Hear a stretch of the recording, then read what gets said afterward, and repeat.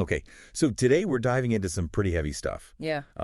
When we think about like fairness and just basic equality. Yeah. But we're going to be looking at disability and justice, Okay. not just like the legal side of it, but really through a philosophical lens. Yeah, that's a good distinction, I think. Yeah, so I mean, this is going to be kind of a deep dive, literally, into some pretty profound concepts. Right. And we're going to go through the Stanford Encyclopedia of Philosophy's entry on disability and justice. Oh, great. And really try to tease out for you, the listener, who wants to get informed without getting totally bogged down in all the academic jargon. Yeah. So really our mission today, Right. to try to understand how all these different philosophical theories Yeah. try to grapple with this concept of disability when they talk about justice. Yeah. And ultimately, like, what a truly just society would look like for everybody. That's a really big question. It is. It is.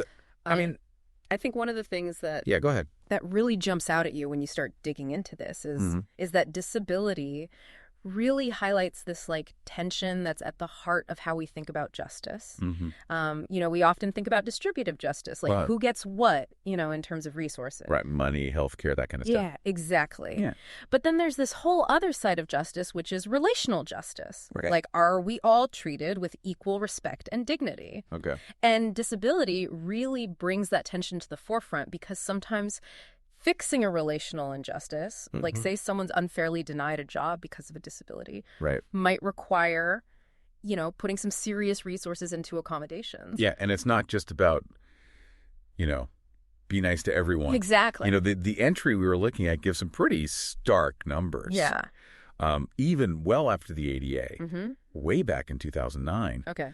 the employment rate for people with disabilities was way lower than those without. Yeah. And poverty rates were way higher. Yeah. Oh, for sure. So that tells you there's something bigger going on. It's not just a few individual cases, right? There's Yeah. systemic stuff happening. Yeah, exactly. And I think Good. a key point here is that while it's super important to end disrespect towards any marginalized group, Yeah. doing that for people with disabilities often takes a lot more in terms of actual, like, tangible resources. Yeah. Think about, like, Yeah. making a building accessible, ramps, elevators, Right. providing communication aids for people who have difficulty communicating. That's not just about changing attitudes, you know? Right. It costs money. It costs actual money, right? Yeah. So that brings up a really interesting point, which is, are we like trying to make up for some inherent deficit in the person? Right. Or are we just trying to level the playing field? Right. Recognizing that people are different. Yeah. And the entry makes this comparison to feminist arguments Okay. about workplaces that were, originally designed by and for men, like needing facilities for nursing mothers. That's not about compensating women for some kind of, deficit. It's about recognizing a difference Right. that was ignored for a long time. Yeah. It's just a different need. Exactly. Yeah. So the argument is Go ahead. that the cost of these disability accommodations shouldn't be seen as like charity or special treatment. Right. It's the price of building a truly inclusive society Okay. that values, the full range of human variation. Okay. So that brings up the question then. Well, and the text throws out this really challenging question, Right. which is, Okay. while we can imagine and even achieve, a gender-neutral environment pretty easily, Right. what does an ability-neutral environment even look like? Oh, that's interesting. Right. See, And given yeah. the diversity of human abilities, Yeah. the challenges and the potential costs there are much greater. Yeah, that's a good point. Yeah. Okay, so let's dig into this a little bit. Yeah. The entry then takes us through these different ways of thinking about disability itself. Okay. The medical model versus the social model. Yeah, classic distinction. So can you kind of break that down for us? Like, Sure. what's the main difference? So the medical model basically says disability is a problem with the person. Okay. Like, it's some characteristic of their body or their mind that leads to limitations. Okay. So the focus is on, diagnosing it, Right. treating it, maybe compensating the person for those limitations. Okay. The social model flips that on its head Okay. and says No. No disability is created by society, Okay. by the barriers in society. Okay. Inaccessible buildings, discriminatory attitudes, Wait. social practices that exclude people Okay. with certain characteristics. Well, it's the environment then that's It's a mismatch Okay. between the person and the environment. Okay. The environment hasn't been designed to include them. to include them, right? Okay, so that's a huge shift in how you think about it. It is. So how do these different ways of thinking about disability Yeah. affect how we think about justice? Well, if you're in the medical model camp, Okay. justice might look like giving people support or compensation Right. for their inherent disadvantages, right? Yeah. You might focus less on changing the environment, Yeah. but the social model puts the emphasis on changing the environment as a matter of justice. Okay. Like creating accessible spaces, Yeah. inclusive practices. It's not just being nice. Right. It's about a fair distribution of opportunities, Oh. both concrete ones and less tangible ones. So essentially how we frame the problem of disability Yeah. really changes how we think about what the solution is or what justice What justice demands. demands. Well, Yeah. exactly. Okay, but the entry also brings up this critique of the social model, Okay. which is this idea that just because a social arrangement leads to a disadvantage, Yeah. it doesn't automatically mean it's unjust. Right. Like, how do we And that's a tricky one. how do we parse that out? The text gives a couple of good examples. Okay. Like, if a city decides to spend its arts budget on a concert hall Mm-hmm. instead of a museum, Okay. that might disadvantage people who can't hear. Right. But is that an injustice? Right. It depends on other things. Yep. Are there other ways for those individuals to engage with the arts? Okay. What would the cost be of providing those alternatives? Okay. Similarly, like adding ramps to new buildings is usually pretty straightforward. Yeah. But retrofitting a really old historic building Mhm. could be incredibly complex and expensive. Right. So it's about Yeah. So it's about weighing the costs. weighing the costs and the benefits benefits. Okay. and looking at alternative ways to Mhm. arrange things, right? Okay. And the entry also reminds us Yeah. that even if society isn't directly responsible for a disadvantage, Mm-hmm. like after a hurricane, Right. we might still have a responsibility to help. So that kind of complicates things too. Okay, but the social model's causal claims are still important Very important. Yeah. for thinking about justice. Yeah. And for a philosopher, Yeah. thinking about these things. Yeah. So first of all, Okay. it highlights that if we can modify the environment to reduce disadvantage, Okay. justice demands that we at least consider it. Okay. That makes sense. We can't just ignore it. Yeah. Second, a lot of theories of justice Right. put a stronger obligation on us not to create or worsen disadvantages Mhm. than simply to fix existing ones. So, be careful what you build Exactly. in the first place. Yeah. And then finally, any disadvantage that stems from prejudice or stigma, Right. that's almost always seen as a greater injustice that needs to be tackled like right away. Yeah, that makes sense. Yeah. Okay, so within the social model itself, Mm-hmm. there's these two kind of subcategories, Right. the minority group model and the human variation model. So what's the main difference there? Okay, so the minority group model basically says that people with impairments are like a marginalized group Okay. facing discrimination, just like racial or ethnic minorities. Mm. The focus is on fighting prejudice, Okay. ending discriminatory practices, Right. and ensuring like recognition and respect for Okay. the group. Okay. The human variation model. Yeah. While it acknowledges that discrimination exists, Mhm. it emphasizes that a lot of the challenges Okay. faced by people with disabilities Hmm. come from this mismatch Right. That we were talking about. between their characteristics and a world that's designed for, Yeah. Like the average person. like a statistical average. Yeah. Okay. So here the focus is more on creating inclusive environments Okay. and ensuring equal access. So the minority group model is really about fixing past wrongs Oh, and yeah. And present wrong. present wrongs. Like fighting active discrimination. Yeah. And the human variation model is about building a better world from the start. Okay. Right. So two different approaches, but Yeah. And the entry points out yeah. that the demand for inclusiveness Yeah. under the human variation model, Okay. it's not as absolute as the demand to end discrimination. Right. While we should always fight discrimination, Mm-hmm. achieving total inclusion for everyone Yeah, in every aspect of life. in every aspect of life is probably impossible. Right. And it would come with these increasing trade-offs and costs. Right. Like, think about trying to design a single physical space Yeah. that works perfectly for every possible human height and Right. every sensory need, Right. Or every cognitive ability. every cognitive ability. Right. Like, that's just not realistic. Yeah. But the entry does offer a little bit of hope Okay. in that it says even if perfect inclusion is kind of this distant goal, Yeah. small changes Yeah. can lead to big improvements. Yeah, the improvement. Without costing a ton. So it's about doing what we can. Exactly. Yeah. And like consider accommodations for autistic individuals. Okay. Things like providing quiet spaces or promoting understanding of stimming behaviors. Okay. Those can significantly reduce social isolation without putting a huge burden on everyone else.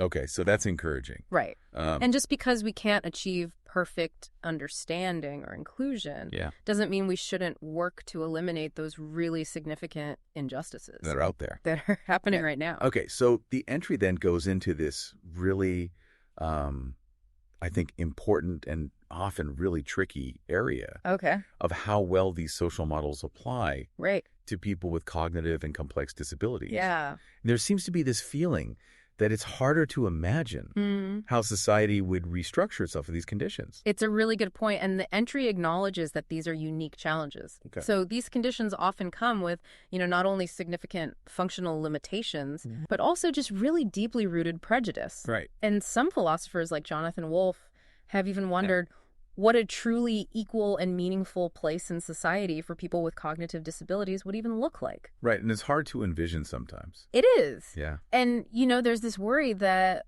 a lot of our basic societal structures, like legal rights, employment norms, they kind of rely on certain fundamental cognitive abilities. Right, so how far do you bend those? Yeah, and so the question becomes, how much can society change those basic requirements without becoming something completely different. Right. And maybe undermining the whole purpose. Or becoming so expensive, too. Or becoming hugely expensive. Yeah. So it's a tough one. Yeah. But the entry does offer some counter arguments. Okay. And examples of progress. Okay, good. So it points out that many of the changes designed to include people with cognitive impairments, things like clearer instructions, more flexible schedules, less sensory stimulation. Yeah. Can actually benefit a much wider range of people. Right. So, there's this universal design idea. Yeah, exactly. You design things to be inclusive for one group. Yeah. And it turns out they're better for everybody. Everybody wins. Yeah. And there's this growing body of practical work in, education and employment that's really applying those social model ideas to support people with intellectual and psychiatric and complex physical disabilities. Yeah. And that's encouraging, I think. Yeah, it is. The entry also touches on this kind of sensitive subject of political rights. Right. For individuals with severe intellectual impairments, like voting or serving on a jury. Yeah. And this whole idea of having someone else make those decisions for them raises a lot of questions. It does. About autonomy and representation. Yeah, for sure. Like how do we... And where do you draw the line? Yeah. And then the entry brings them Dan Wickler's idea, which I thought was really interesting. Oh, yeah. It's a good one. Where he says that what we consider a cognitive disability is actually shaped by the competence standards we set for different social activities. It's all relative in a way. Yeah, so who we label as cognitively impaired isn't just some, natural fact. Right. It's a result of choices we make as a society. And that's a powerful thing for a philosopher to consider. It is. How much wiggle room does society have in setting those standards? Because obviously lowering the bar too far could have social costs. Right. But where we set it is ultimately a matter of justice. Okay. It's about how we distribute the burdens of having those standards in the first place. Exactly. Yeah. However, the entry also notes that since Wickler's earlier work, some philosophers have gotten more pessimistic about the tremendous cost of lowering the bar too far. Yeah, of making those changes. No. And the entry critiques that pessimism by specifically mentioning an analogy that Buchanan and others use. where they compare restructuring society for inclusion to adults only playing games a young child can understand. And they argued that this would dumb down society. And the entry points out that this is a huge oversimplification. Yeah, because not every activity has to be accessible at every single person. It assumes a zero-sum game. Where everybody has to participate in every activity. In the exact same way. In the exact same way, right? Which isn't really the goal. And that's not the goal. Yeah. A more accurate picture of a just society might be one where there's this wide range of activities. Some are accessible to everyone, some are adaptable for broader participation, and some might be beyond certain individuals' capacities. You know, and the fact that some activities might not be accessible to everyone doesn't necessarily lead to social isolation or a lack of intellectual engagement, as long as their participation is ensured in meaningful ways. In other ways, yeah. Okay. So let's move on to this concept of reasonable accommodation. Which the entry frames as this really key part of achieving justice for people with disabilities. Yeah, absolutely. So what's that all about? So the entry uses this analogy, which I think is really helpful for a philosopher. Go ahead. Imagine a society with a much wider range of heights than we currently see. You know, even without any prejudice against short or tall people, that society would have this fundamental obligation to build public spaces that accommodate both. And it's not about compensating them for their height. It's about accommodating natural variation. It's just the variation that exists. Exactly. And this relates directly to reasonable accommodation under the ADA. You know, ramps, interpreters, flexible work schedules. What's interesting is that we don't see this concept explicitly mentioned in laws that prohibit discrimination based on other characteristics. Like race or sex. Like it's this unique thing. It's a really interesting point. For disability. Yeah, for a philosopher of law to think about. So the entry presents two ways of looking at reasonable accommodation. One is as a matter of distributive justice. Like we have to weigh the costs and decide if an accommodation creates an undue burden. The other sees it as a fundamental requirement of equality and respect. Sort of like accommodating religious practices. You know, we don't think of accommodating religious practices as compensating religions for some deficit. It's about treating all faiths with equal respect and concern. Which might require making specific provisions. And the argument is that the same principle should apply to people with disabilities. So, for example, if a small business is struggling to afford to put in an elevator, for a talented employee who has emphysema, are we looking primarily at an abstract calculation of distributive justice? Or are we thinking about what respect for that individual demands? You know, and it's not always clear. It's not always clear. And often these debates about accommodations blend these two perspectives. Think about like the example of wheelchair users. Only being offered access to a restaurant through the service entrance. You know, the owner might say, oh, that's a reasonable accommodation. It's not that expensive. I've already got a ramp there. But disability advocates would rightly point out, it sends the wrong message. It sends a message of second-class status. It's disrespectful. And so in many cases, those claims about recognition and respect should outweigh purely distributive considerations. So the entry now shifts to talking about how major philosophical theories of justice have engaged with disability. For the years. And it seems like initially it was kind of overlooked. It's kind of surprising, actually. In those big theories that came out after Rawls. In those decades after a theory of justice. A lot of theorists just kind of implicitly adopted the medical model, saw it as an individual limitation, the primary cause of disadvantage. And that created some real challenges for theories that were built on these ideas of like mutual advantage or hypothetical agreement or strict equality. Because it didn't really fit. Because it didn't quite fit. You know, and so what Rawls' framework ultimately highlights for us is this really crucial question of who gets to define fairness in the first place. That's a good one. And whether excluding certain groups from that initial definition has these like inherent consequences for justice. If they're not even at the table. Exactly. Okay, so let's look at these different categories. The entry talks about procedural theories, like social contract theories, and outcome-oriented theories, like egalitarianism, right, and how disability has been critiqued within each of those. Okay. So let's start with the social contract theories. Okay. Particularly Rawls' framework. Right. So Rawls' initial framework. Yeah. He imagined this ideal society of fully cooperating adults with, a capacity for a sense of justice and a conception of the good. Okay. What he called moral powers. Okay. And he explicitly said that this would exclude people with severe and permanent disabilities from the original position. Right, which is the thought experiment. Yeah, the hypothetical scenario where principles of justice are chosen. Yeah. And disability scholars have been very critical. Understandably so. Yeah, of these eligibility conditions. Yeah. If the people making the rules don't believe they could end up representing someone with a severe disability, they have no incentive to create a society that fully includes them. Right. Okay. So when Rawls talks about moral powers, he's basically talking about the basic capacities for rational thought and a sense of fairness. Like the things that allow us to participate in creating a just society. Okay, so the concern is that if a segment of the population is excluded from the very beginning. From defining what justice even is. Right.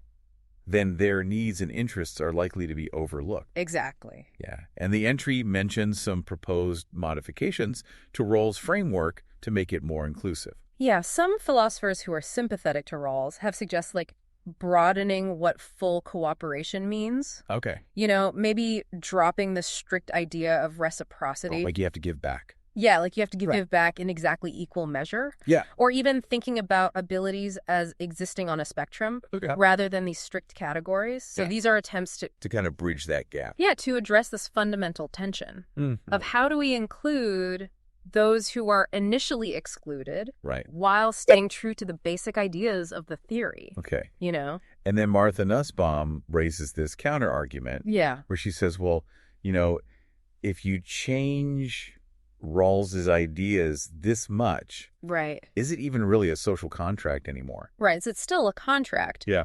If you weaken the assumptions of give and take and roughly equal power among those making the agreement. Right. So that's a good question. Yeah. And the moral powers condition also creates some problems. Yeah. Because it arguably excludes individuals with the most severe cognitive impairments. Okay.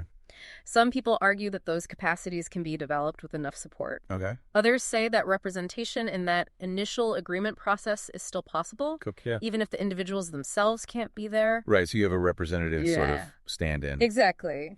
And then the entry touches on Rawls' later emphasis on participants in the original position as representatives. Right. So how does that shift potentially affect the inclusion of people with disabilities? So the idea is if those representatives are tasked with considering the possibility that those they represent might have disabilities, it could lead them to choose more inclusive principles. Okay. But, feminist critics have rightly asked whether representatives, especially from dominant groups, can truly imagine and advocate for the interests of people who are so different. Yeah, of people with very different lived experiences. Yeah. So there's a lot of debate about that. There's a lot of debate there, yeah. Okay. And there seems to be a range of opinions on how likely even self-interested people making a social contract would be to actually support provisions for people with disabilities. Right. So Becker seems to take a more optimistic view. Right. Becker says, look, even a tough crowd of contractarians, they would support health provisions because of the shared vulnerability. Everyone gets sick eventually. Exactly. Yeah. Or they become disabled, so they would want to protect themselves. Yeah. But then you have Eva Kidde, who comes from a very different perspective. Right. And she argues that Rawls' focus on those who are fully productive in society really overlooks this widespread reality of human dependency. Okay. And that leaves those who rely on others. Right, like caregivers. Right, outside the scope of his egalitarian framework. So it's really kind of... So she's much more critical of the Rawlsian approach. Right, it doesn't account for this huge part of the human experience. Yeah. Okay. The entry also brings up this debate within contractarianism about whether justice should only address social inequalities or Whether it should also try to fix natural inequalities. Yeah, the classic distinction. Yeah, like those associated with disability. And that's a big question It is. For a philosopher of justice. Yeah. So Pugh argues that in the original position, it would be irrational to just ignore the impact of natural advantages and disadvantages on people's well-being. Right. But he also thinks that completely eliminating those inequalities goes beyond what justice strictly requires. Okay, so you got to draw the line somewhere. Yeah. Okay. But other people argue that healthcare and other measures to kind of lessen natural inequalities are, in fact, a requirement of justice. Okay. So